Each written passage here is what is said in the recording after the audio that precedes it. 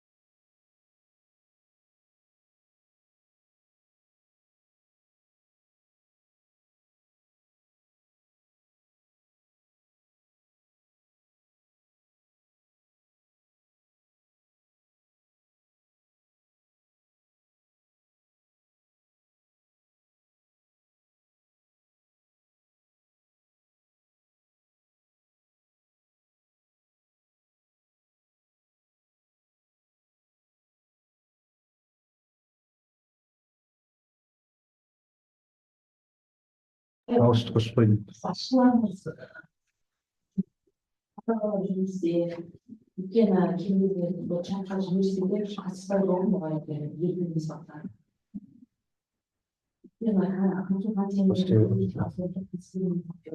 Ой, қалай көтеріледі.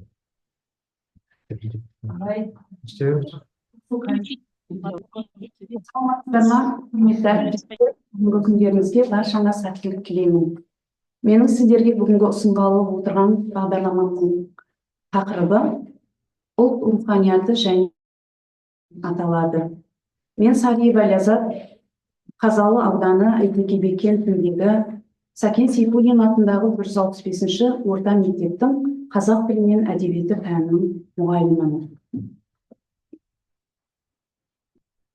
Ұлт руханияты дегеніміз бұл халықтың мәдени, рухани және этикалық құндылықтарының жиынтығы. Оның тарихи және әлеуметтік тәжірибесін бейнелейтін негіздер. Сонымен қатар, ұлт руханиятының құрамына ұлттық діл, дін, өнер, әдебиет, тіл, салт дәстүрлер және моральдық құндылықтар кіреді. Ол қоғамның ішкі бірлігі мен ұлттың өзіндік ерекшелігін сақтауда маңызды рөл атқарады.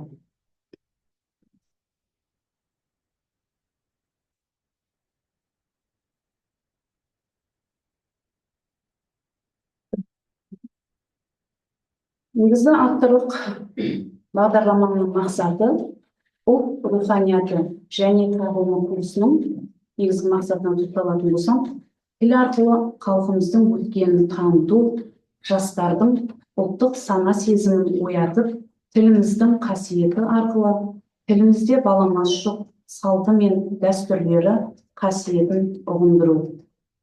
Оқушыларға алған білімдерін күнделікті өмірде де қолдана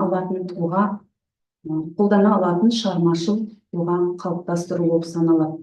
Ал негізгі бағдарламаның міндеті өз беттерімен жұмыс істеуге дағдыландыру арқылы ізденіс жұмыстарына бейімдеу, танымдық шығармашылық қабілеттерін дамыту. Мектеп бағдарламасы тақырыптары бойынша қалыс қалған білімдерін жою және өткен тақырыптарды еске түсіру болып саналады. Осы курсының негізі өзектілігіне тоқталатын болсам, ұлт руханияты курсы қазіргі қоғамдағы өзектілігімен ерекшеленеді. Оның өзектілігі бірнеше маңызды аспектілерде көрініс табады. Бірінші, ұлттық бірегейлікті сақтау және дамыту. Жаһандану дәуірінде ұлттық мәдениет пен салт дәстүрлерді сақтау аса маңызды. Ұлт руханияты курсы жастарға өз халқының тарихы мен мәдениетін таныстырып, ұлттық сана сезімді қалыптастыруға ықпал етеді. Екінші, патриотизмді нығайту. Курс арқылы жастарға өз елінің тарихы мен мәдениетін таныстыру арқылы патриоттық сезімді дамытуға болады. Бұл өз кезегінде қоғамдағы тұрақтылық пен ынтымақтастықты арттырады. Үшінші, әлеуметтік жауапкершілікті арттыру. Ұлттық құндылықтарды меңгеру арқылы жастардың әлеуметтік жауапкершілігі артып, қоғамдағы өз орнын түсінуіне көмектеседі. Осы авторлық бағдарламадан бізді күтетін нәтиже өз елінің дәстүрлері мен тілін қадірлей білетін және қазақ халқының тұрмыс салт дәстүрін жан-жақты меңгерген тұлға қалыптасады. Өз мәдениеті мен тарихын құрметтейтін, ұлттық құндылықтарды сақтап, келешек ұрпаққа жеткізетін дайын тұлға қалыптасады. Және де өз бетімен жұмыс жасай алатын шығармашыл тұлға қалыптасады. Енді мына жерде жалпы бағдарламаның соңғы жағында осы курста қолданатын оқушыларға арналған календарлық тақырыптық жоспарлауды және сабақта күнделікті қолданған қысқа мерзімді жоспарларының үлгісін салып көрсеттім. назарларыңызға рахмет.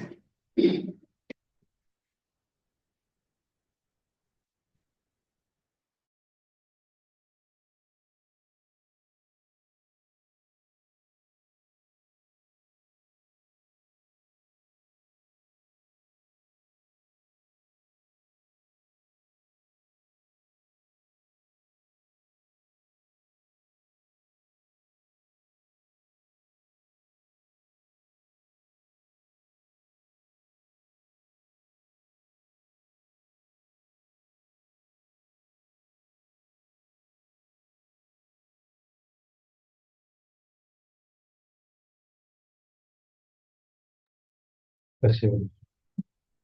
Сәлеметсіздер ме, құрметті әріптестер. Мен Балымова Салтанат Төребекқызы, Қазалы ауданы Сәкен Сейфуллин атындағы номері 165-ші мектептің қазақ тілі мен әдебиеті пәнінің мұғалімі. Менің сіздерге ұсынғалы отырған бүгінгі авторлық бағдарламамның тақырыбы ұлт тағылымы деп аталады. Ұлт тағылымы дегеніміз ұлттық мәдениетті, салт дәстүрлерді, халықтың рухани мұрасы арқылы жас ұрпаққа берілетін тәрбиелік, білімділік және адамгершілік мәні бар сабақтар жиынтығы. Ол ұлттық тәрбие мен білімнің негізін құрайды және ұлттың рухани байлығын, азаматтық жауапкершілігін және тарихи санасын қалыптастырады. Жас ұрпақты ұлттың салт дәстүріне, тарихына, тіліне, өнеріне құрметпен қарауға, қоғамда өз орнын табуға, жауапкершілікке тәрбиелейді.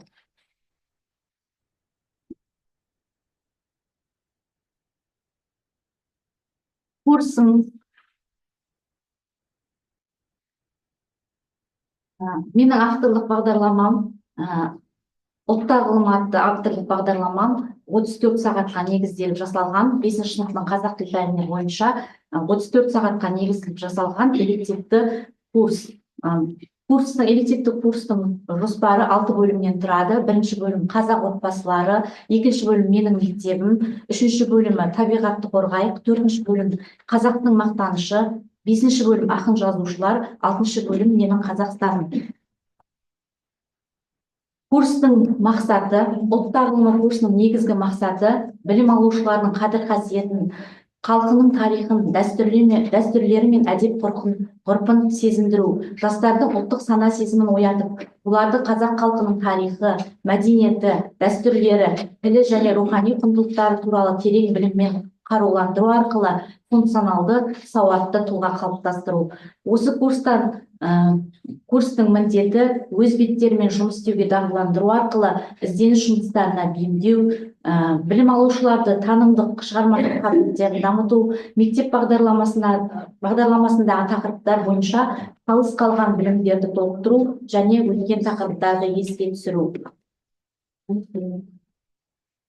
Енді осы элективті курсымның өзектілігіне тоқталатын болсам, ұлт тағылымы курсының өзектілігі бүгінгі таңда ұлттық сана мен мәдениетті жаңғырту, жастарды тарихи құндылықтармен таныстыру, сондай-ақ қазақ халқының рухани мұраларын сақтау мен дәріптеу тұрғысынан зор маңызға ие. Бұл курс ұрпақтар арасындағы сабақтастықты нығайтып, жастардың ұлттық бірегейлігін қалыптастыруға ықпал етеді. Бұл курс арқылы жастарымыз өздерінің тарихи және мәдени табырларымен байланыс орнатып, ұлттық рух пен моральдық құндылықтарды бойына сіңіреді. Яғни жастарды отанға, ата-бабаның мұрасына, ұлттық дәстүр мен әдет-ғұрыптарға құрмет көрсетуге, тілімізді құрметтеуге тәрбиелейді. Осы курстан күтілетін нәтиже өз елінің дәстүрлері мен тілін қадірлей білетін және қазақ халқының тұрмысын терең жан-жақты меңгерген тұлға қалыптасады, өз мәдениеті мен тарихын құрметтейтін ұлттық құндылықтарды сақтап, келешек ұрпаққа жеткізетін дайын тұлға қалыптасады, өз бетімен жұмыс жасай алатын шығармашыл, функционалды, сауатты тұлға қалыптасады. Енді элективті курсымның мына жерде 34 сағатқа негізделіп жасалған тақырыптық күнтізбелік жоспары және қысқа мерзімді жоспары салынған. Назарларыңызға рахмет.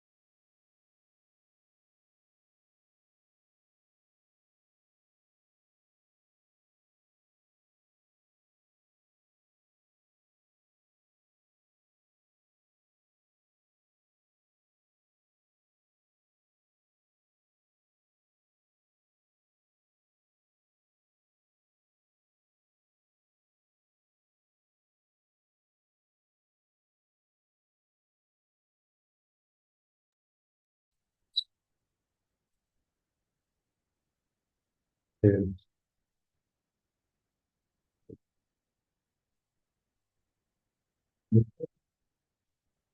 Сәлеметсіздер ме, құрметті әріптестер. Мен сәкен сейфуллин атындағы нөмір 136 мектептің қазақ тілі мен әдебиет пәнінің мұғалімі педагог зерттеушісі Жанпейісов Қуаныш Сейфуллаұлы. Бүгінгі менің авторлық бағдарламамның тақырыбы мәтінді талдау және сыни ойлау дағдыларын дамыту.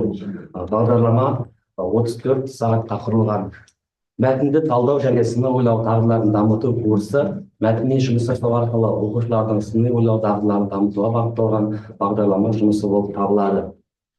Енді бағдарламамның мақсаты қазіргі білім беру мен қоғамдағы негізгі қызмет ретінде қазақ тілі мен әдебиет сабақтарындағы оқулықтың орнын толтыру мақсатында оқушылардың мәтінді талдау қабілеттерін, сыни ойлауын, функционалдық сауаттылықтарын қалыптастыру және дамыту болып табылады.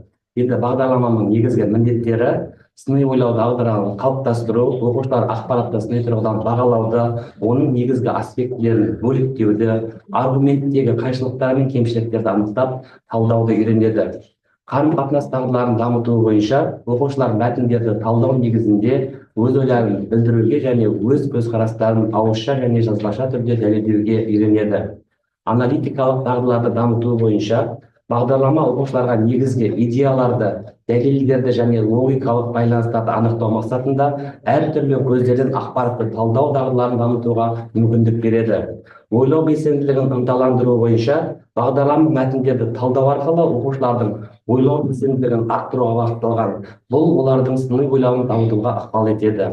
Ақпараттық сауаттылықты арттыру бойынша бағдарлама оқушылардың әртүрлі ақпарат көздеріне сын көзбен қарау және фактілерді пікірлерден ажырату қабілетін дамытуға ықпал етеді. Енді бағдарламаның өзектілігі оқушылардың ақпаратты талдауы, өз пікірлерін қалыптастыру, бүгінгі таңда ақпараттық қоғамда өз тұжырымдарын сыни тұрғыдан бағалау және дәлелдеу дағдыларын қалыптастыру. Бағдарлама педагогиканың ғылыми принциптерімен тығыз байланысты болып келеді. Олар диалогтық, жүйелілік, белсенділік принциптері. Осы бағдарлама қолдайтын білім беру жүйесінің басым бағыттарын сыни ойлауды дамыту, ақпаратты талдау және мәтіндерге синтез жасау қабілетін, сыни оқу және дәлелдеу дағдыларын дамытуды қамтиды.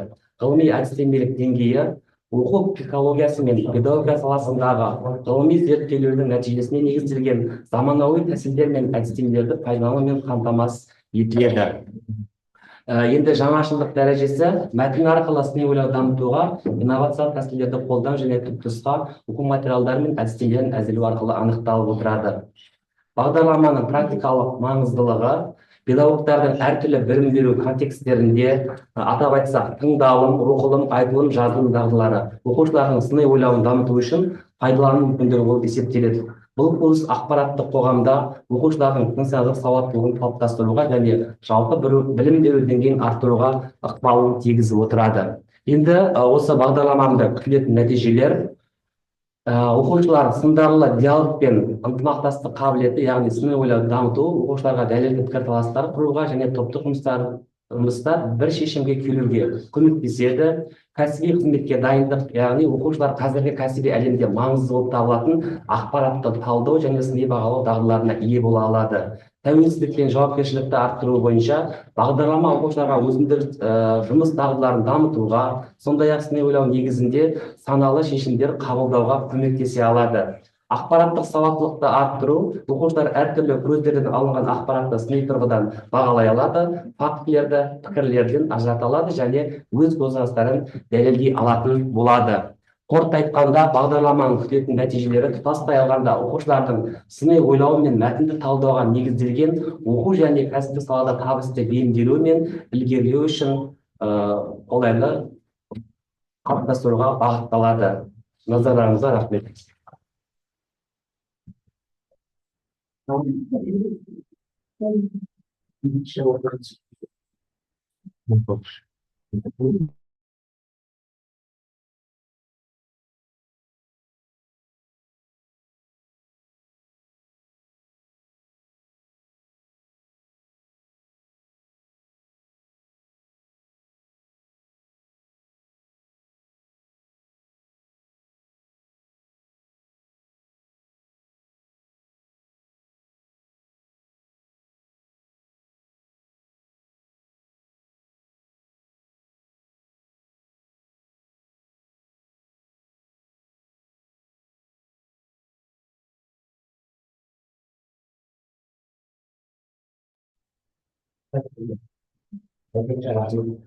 Поставить.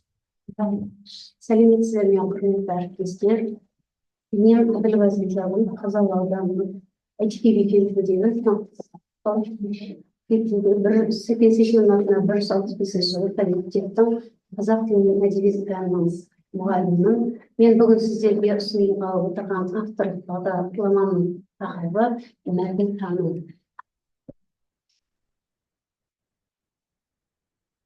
Мәтінтану курсының бағдарламасы мәтінмен жұмыс жасау арқылы оқушылардың негізгі танымдық дағдыларын дамытуға бағытталған кешенді білім беру және әдістемелік жүйе болып табылады.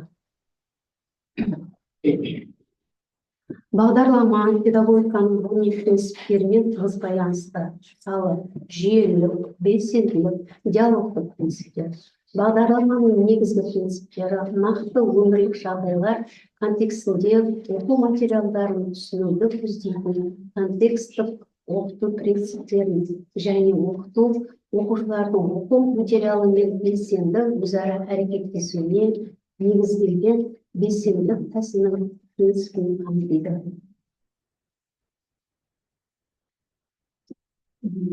Менің бұл мәтінтану бағдарламасы 9-шы сыныптарға арналған 34 сағатқа негізделген. Бағдарламаның мақсатына тоқталсам, мәтінтану бағдарламасының мақсаты қазіргі білім берудің қоғамдағы негізгі құзыреттілік ретінде оқушылардың сыни ойлауын қалыптастыру және дамыту болып табылады. Бағдарламаның негізгі міндеттері ойлау белсенділігін ынталандыру. Бағдарлама мәтіндерді талдау арқылы оқушылардың ойлау белсенділігін арттыруға бағытталады. Сыни ойлау дағдыларын қалыптастырады. Қарым-қатынас дағдыларын дамытады. Ақпараттық сауаттылықты арттырады. Өз бетінше жұмыс істеуге және зерттеуге дайындық. Бағдарлама оқушылардың ақпаратты өз бетінше талдау және зерттеу дағдыларын дамытады. Бұл қазіргі қоғамда табысты оқу және жұмыс істеу үшін маңызды қызмет болып табылады. Бағдарламаның өзектілігі оның практикалық бағыттылығында. Оқушылар түрлі мәтіндерді сараптай отырып, өз білімін нақты мысалдар арқылы бекітеді. Оқушылардың мәтіндік сауаттылығын дамыту заманауи білім беру жүйесінің маңызды талаптарының бірі болғандықтан, бұл бағдарлама қазақ тілі мен әдебиетін тереңдете оқытудың маңызды құралы бола алады.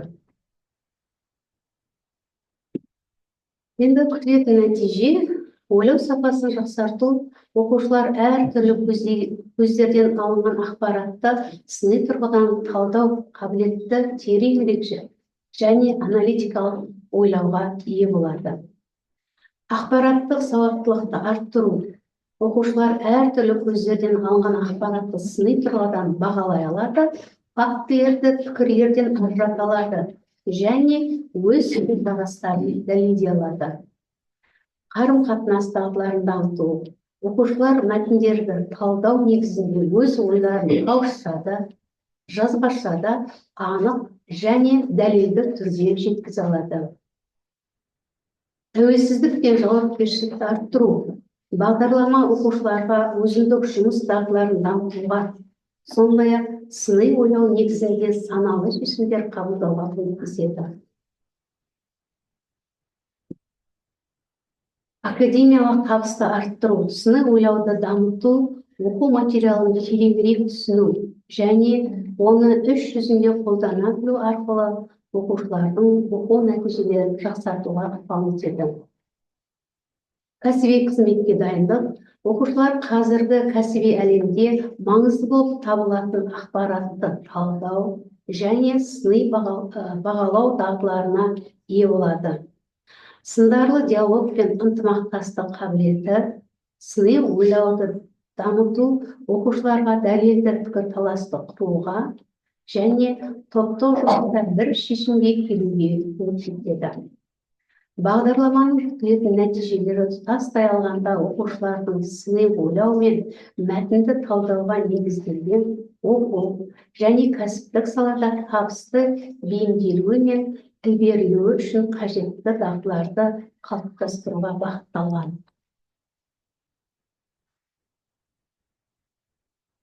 Қорытындылайтын болсақ, мәтінтану авторлық бағдарламасы оқушылардың мәтінмен жұмыс жасау дағдыларын дамытуға, мәтін құрылымын, мазмұнын және тілдік ерекшеліктерін терең түсінуге мүмкіндік береді.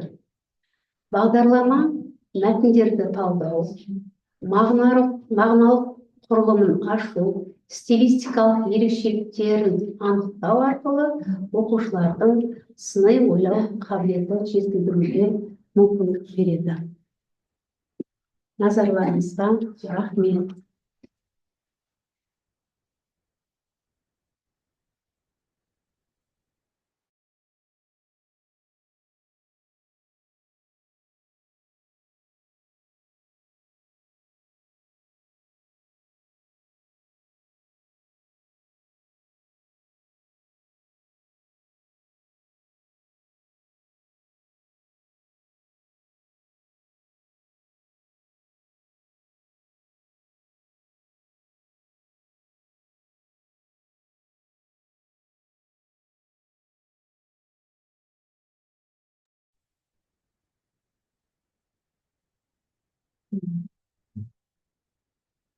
Саламатсыздар ма, құрметті әріптестер. Мен Қазалы қаласындағы Ғани Мұратбаев атындағы номер 17-ші орта мектебінің қазақ тілі мен әдебиеті пәнінің мұғалімі Разахова Майра Исламқызы. Менің бүгінгі алып келген авторлық бағдарламамның тақырыбы қазақ әдебиетіндегі комикстер мен инфографияны қолдану. Аптасына 1 сағат, барлығы 34 сағатқа құрылған.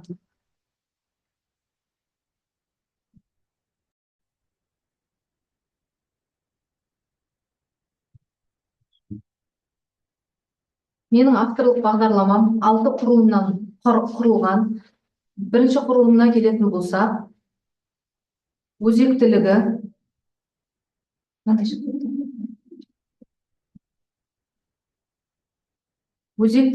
қазіргі уақытта әдебиеттің заманауи әдістерімен ұштасуы, оның ішінде инфографика мен комикс жанрларының қолданылуы оқушылардың шығармашылық және сыни ойлау дағдыларын дамытуға маңызды ықпал етеді. Қазақ әдебиетінде осы жаңа әдістерді қолдану арқылы оқушылар тек дәстүрлі әдебиетпен танысып қана қоймай, оны визуалды түрде қабылдай отырып, шығармаларға жаңа көзқараспен қарауға мүмкіндік алады. Жұмыста ғылыми әдістемелік деңгейі бұл авторлық бағдарлама қазақ әдебиетінің заманауи әдістемелері мен құралдарын, атап айтқанда комикс пен инфографиканы әдеби шығармаларды визуализациялау мен талдау үшін қолдануды көздейді. Жаңашылдық педагогикалық орындылық. Бұл авторлық бағдарламада қазақ әдебиетіне инфографика мен комикс жанрларын енгізу арқылы оқу үдерісіне жаңашылдық элементтері енгізіледі. Әдеби шығармаларды визуализациялау әдісі оқушыларға әдебиеттің тереңдігін түсінуге мүмкіндік береді. Бұл өз кезегінде олардың шығармашылық сыни ойлау дағдыларын арттырады.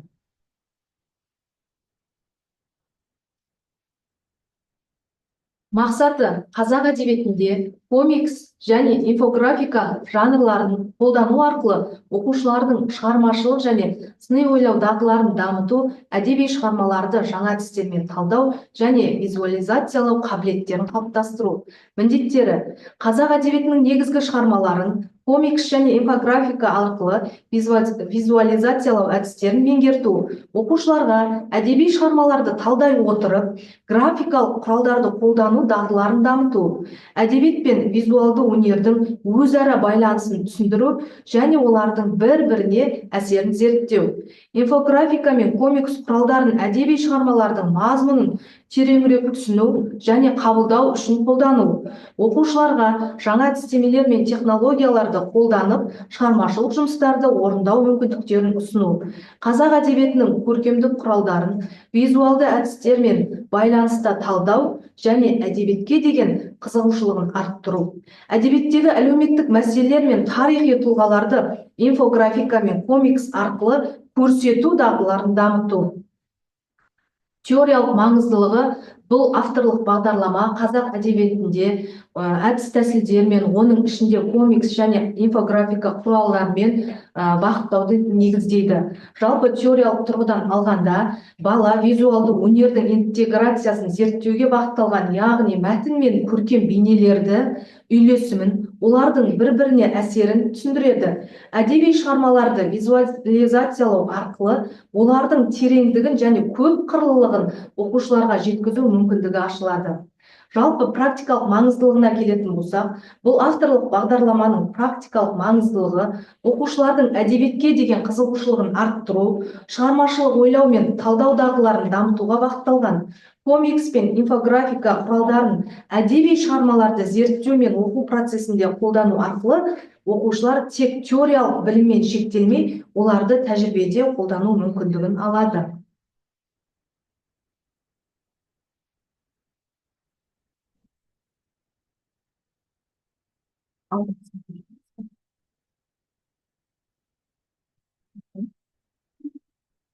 Күтілетін нәтижелер: қазақ әдебиеті шығармаларын терең түсіну, оқушылар қазақ әдебиетінің маңызды шығармаларын, оның ішінде Абай Құнанбаев, Мұхтар Әуезов және қазақ эпосы сияқты классикалық шығармаларды визуализациялау арқылы терең түсінеді. Оқушылардың әдеби шығармаларды талдау мен оларға инфографика немесе комикс жасау арқылы олардың мазмұнды түсіну деңгейі бағаланады. Жалпы комикс пен инфографика арқылы шығармашылық ойлау қабілетінің дамуы, оқушылар комикс пен инфографика құралдарын қолдана отырып шығармашылық жұмыстар жасайды. Бұл олардың сыни ойлау қабілетін арттырады. Оқушылардың жасалған комикстер мен инфографикасы олардың шығармашылық деңгейі мен көркемдік тұрғыдан бағаланады.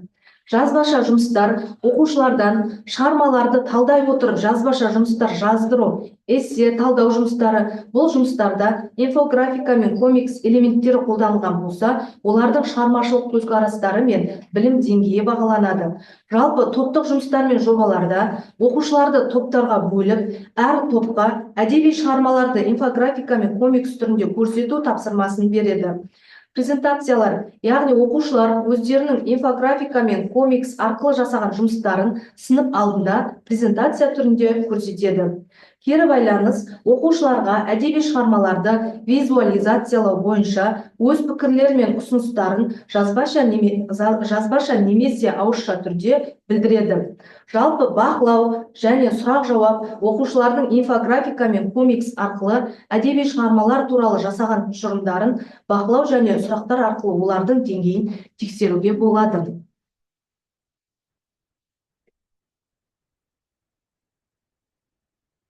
Екінші құрылым, яғни тұрақтылау мазмұны, бұл бөлім, яғни бірінші бөлімде қазақ әдебиетінің тарихы негіздері 6 сағатқа берілген, екінші бөлімде комикс пен инфографика әдебиеттегі жаңа бағыт 6 сағатқа берілген, үшінші бөлім қазақ әдебиетіндегі белгілі шығармалардағы инфографика мен комиксті қолдану 6 сағатқа берілген, төртінші бөлім жас ұрпаққа әдебиет пен визуалды өнерді біріктіру 6 сағатқа берілген, бесінші бөлім комикс және инфографика әлеуметтік және мәдени әсері 6 сағатқа, алтыншы бөлім болашаққа көзқарас қазақ әдебиетіндегі визуализацияның даму болашағы 4 сағатқа берілген. Сонда барлығы жыл бойы 34 сағатқа құрылған. Үшінші құрылым, яғни нормативті бөлім, күнтізбелік тақырыптық жоспар, жалпы аптасына 1 сағат, барлығы 34 сағатқа құрылған. Жалпы бұл бөлімде оқу мақсаты мен курсты меңгерудегі білім өнімі мен нәтижесі беріледі. Бесінші құрылым, оқытуды ұйымдастыруға әдістемелік нұсқаулар, яғни әдістемелік нұсқауға кіретін әрбір тарау немесе тақырып бойынша негізгі мазмұндық бөліктер, оқу тәрбие үрдісін ұйымдастырудың әдістері мен тәсілдеріне сипаттама, яғни сабақ өткізу формасы енеді. Сабақ өткізу формасы алдарыңызда қысқа мерзімді жоспар берілген, яғни ол сабақ қысқа мерзімді жоспарға сәйкес сабақ құрылымы сақталған. Алтыншы құрылым, мұғалім мен оқушыларға арналған әдебиеттер тізімі, яғни бұл жерде қандай әдебиеттер қолдану керек оқушы және мұғалім қандай әдебиеттерді қолданды, міндетті түрде осы құрылым жазылды.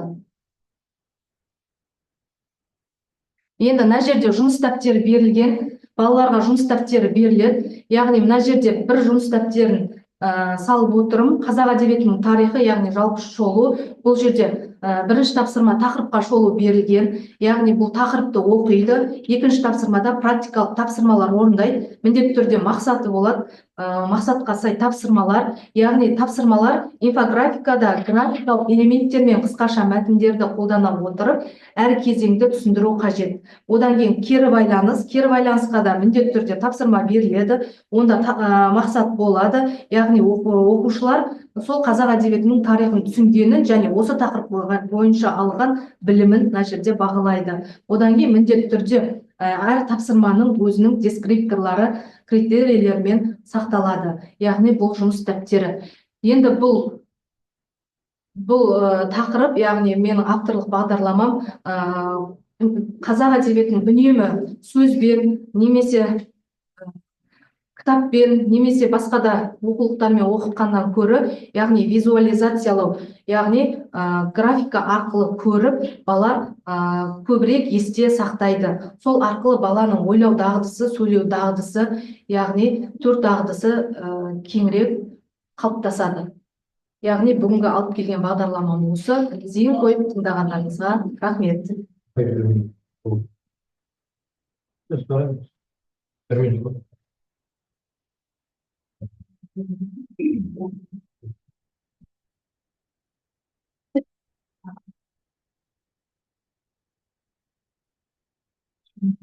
Әріптестер, вебинарға қатысушы әріптестер, қазір сіздер 40 минут болды. Мына Zoom, Zoom. Енді 10 минуттан кейін қайтадан қосылуларыңызға болады.